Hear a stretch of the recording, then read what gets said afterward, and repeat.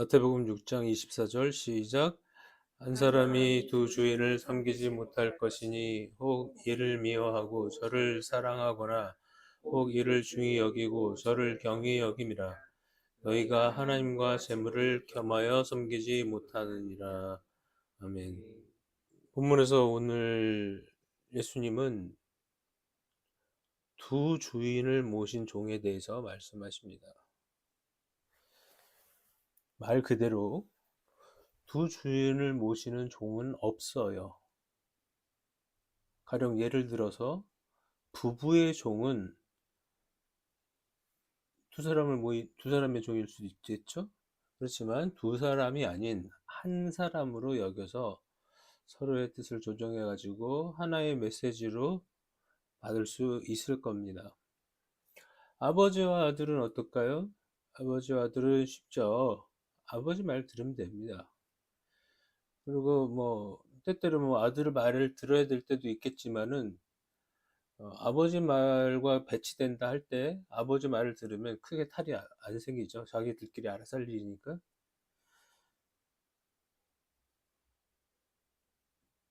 뭐 아버지, 주인 이런 분들의 말을 잘 들으면 탈이 생기지 않습니다. 근데 형제는 좀 어떨까요?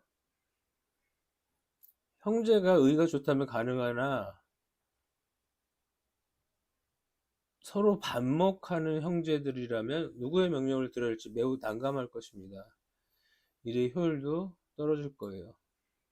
예수님은 두 주인을 섬기지 못한다고 이미 말씀하고 계십니다. 두 주인, 무엇과 무엇입니까? 한번 생각해 보신 적 있나요? 두 주인. 성경에 그대로 써 있죠? 하나님과 재물입니다. 상식적으로 우리는 하나님을 주인으로 선택하고 그분의 말씀을 들을 거라고 얘기할 거예요. 그러나 정작 그 상황이 오면 많은 사람들이 하나님 대신에 재물을 택합니다. 하나님은 언제나 계시지만 재물은 지금 가면 언제 또 올지 알 수 없기 때문이에요. 그리고 재물이 주는 달콤함은 하나님이 주시지 않아요. 하나님은 성실하게 일해야 조금 주셔요. 그러나 재물은 우리를 부귀와 영화로, 다른 사람이 부러워하는 호화로운 집과 차와 보물을 자랑할 것입니다. 또 파티를 열어서 흥청망청 타락한 즐거움을 즐거워할 것입니다.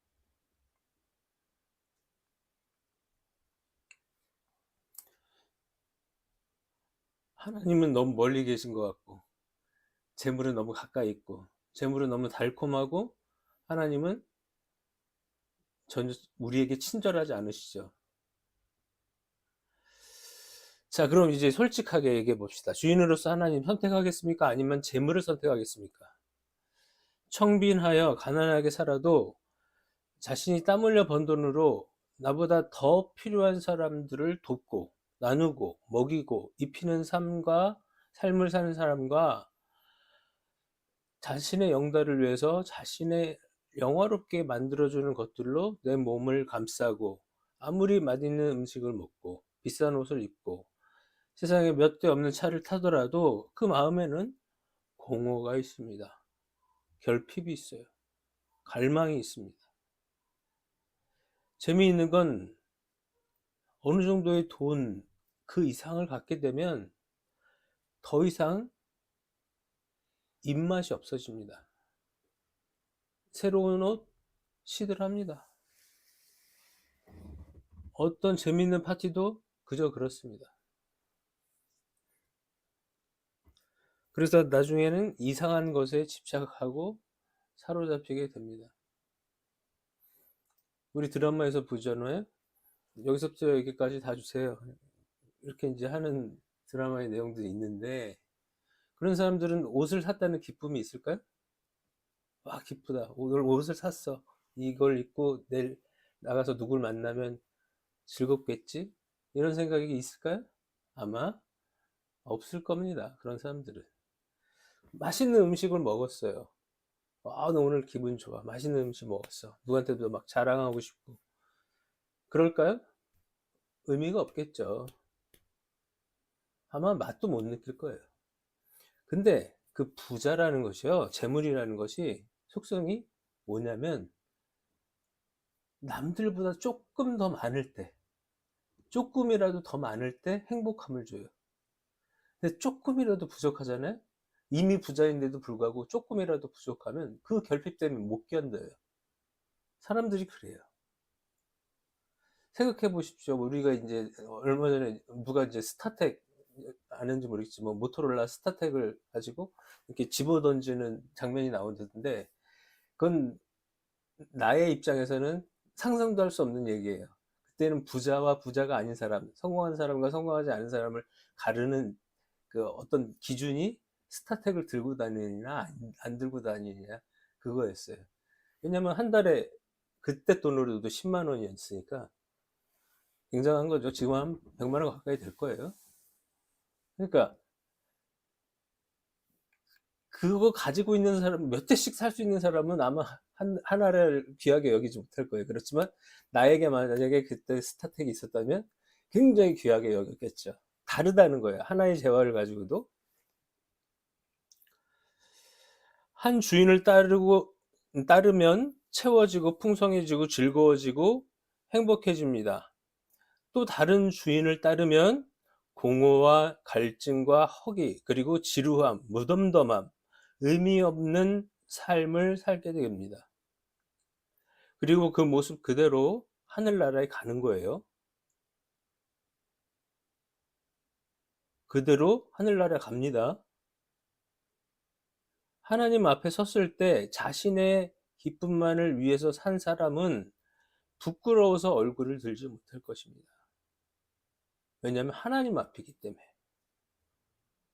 하지만 다른 한 명은 하나님이 기쁨으로 맞으실 것이며 천사와 사람들 앞에 영광스럽게 세우실 것입니다. 어느 마을에 큰 부자가 있었어요. 그는 그 당시에 가장 비싸다는 자색 옷을 입었어요. 그리고 고운 베옷을 입었어요. 아마 여러분, 베옷은 아마 저기 그 속옷일 거고요. 이 자색 옷은 우리가 잘 아는 겉옷일 겁니다. 그리고 그의 친구들을 불러서 날마다 호화로운 파티를 열어서 즐거운 시간을 보냈습니다. 그런데 그 마을에 나사로라고 하는 거지도 살고 있었어요. 그는 너무나 가난해서 부자의 집에서 파티를 하고 남은 음식을 버리면 그것을 주워다가 먹었습니다. 마치 개처럼 말이죠. 어느 날 부자가 죽었습니다. 나사로도 죽었어요. 부자는 지옥에서 고통을 받고 있었습니다. 부자는 어이없게도 나사로가 조상 아브라함의 품에 안겨 있는 것을 보게 됐어요. 아니, 저 거지가 왜 저기 이렇겠죠? 갈증으로 고통하던 부자는 나사로에게 물 한 방울만 찍어서 나의 혀에다가 이렇게 해 주십시오. 찍어 달라고 해 주십시오. 물 한 방울이요. 손가락으로 찍어서. 그만큼의 갈증과 고통 속에 있는 거죠. 근데 그게 영원히 해결이 되지 않는 상태인 거예요. 근데 그러나 거절되죠. 부자는 아직도 그 주인을 선택하며 살아야 하는지 모르고 있는, 그러니까 아직도 어떤 주인을 섬겨야 되는지 모르고 있는 자신의 형제들에게 참 주인이신 하나님을 따르는 삶을 살도록 증언해 달라고 부탁합니다. 그러나 이 요청마저도 거절당합니다. 이미 모세와 선지자, 뭐예요? 성경을 얘기하는 거죠. 모세와 선지자는 성경을 얘기하는 거예요. 성경을 통해 이미 알려줬다고 말씀하고 있어요. 부자와 형제들, 부자와 형제들은, 이 형제들, 잘못된 주인을 따를 때 누릴 수 있는 여유와 달콤함과 하나님을 따르며 감내해야 하는 희생과 헌신과 사랑을 맞바꾸지 않았어요. 그럴 생각이 없었죠. 단지 두 주인 중에 하나를 선택하는 것이 아닙니다. 선택권이 있어서 고민하는 것이 아니에요. 그런 말씀이 아니잖아요. 하나님을 선택해야 합니다. 그래야 영생을 얻을 수 있고요. 영원한 생명을 얻을 수 있고, 다른 하나를 선택하면 영벌로 완전히 다른 길을 가게 될 것입니다. 여러분, 그러면 그리스도인 부자들은 어떤 삶을 살아야 할까요? 네? 네. 내가 내가 아는 그리스도인 중에서 가장 부자였던 사람이 있는데, 그분은 대기업의 부회장까지 하신 분이에요. 집이 얼마나 넓은지 그 집에 들어가서 길을 잃을 것 같다는 생각이 들 정도로 어마어마하게 넓었어요. 그것도 비싼 동네에서 아주 비싼 아파트에 살았습니다. 그렇지만 이 옷차림새가 너무 막 이렇게 막 튀고 그런 게 아니고요. 그냥 수수해. 그리고 많은 남는 돈들로 인해서 뭐 집을 몇 채씩 사는 것이 아니라, 남는 돈으로 개척교회 지원하고 선교사님들 지원하고, 또 교회에서 어떤 뭐 필요가 있다, 어떤 뭐 수련회나 행사가 있었는데 좀 도와주시면 좋겠다, 같이 참여하시면 좋겠다, 그러면 기꺼이 내놓고, 참 멋있게 돈을 쓰는 분이 계셨어요. 그래서 정말 저분은 참 멋있다. 참 그 돈의 가치와 또 쓰임새를 잘 알고 계시는 분이구나 라고 생각이 들었습니다. 여러분에게도 어, 두 가지의 주인, 두 주인 중에 누굴 선택할 건지 날마다 그리고 일마다 선택을 하라고 강요를 받을 거예요. 그러면 그때마다 고민하시고, 항상 치열하게 고민하셔서 어떤 주인을 섬길 건지 잘 선택하기를 바랍니다. 기도하겠습니다. 하나님 아버지, 오늘 재물과 하나님에 대해서 두 주인을 섬길 수 없다고 예수님께서 말씀하셨는데, 정말로 우리의 삶을 돌이켜보면 그런 것 같습니다. 하나님을 선택하면 하나님 안에서의 그 기쁨과 영광이 있겠지만은, 세상 사람들이 말하는 재물은 그 재물로 인해서 육신이 편하고 마음껏 누리고 마음껏 즐길 수 있지만, 그 마음 가운데 공허가 있고 결핍이 있고 정말 채워지지 않는 빈자리가 있는 것을 우리가 너무나 잘 알고 있습니다. 주님, 우리에게 오셔서 우리에게 채워주시고 우리에게 생명과 평화와 안정과 자유함의 기쁨을 누릴 수 있는 우리들 되게 하여 주시옵소서.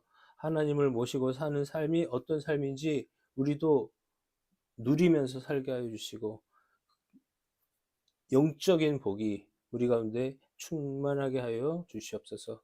예수님의 이름으로 기도합니다. 아멘.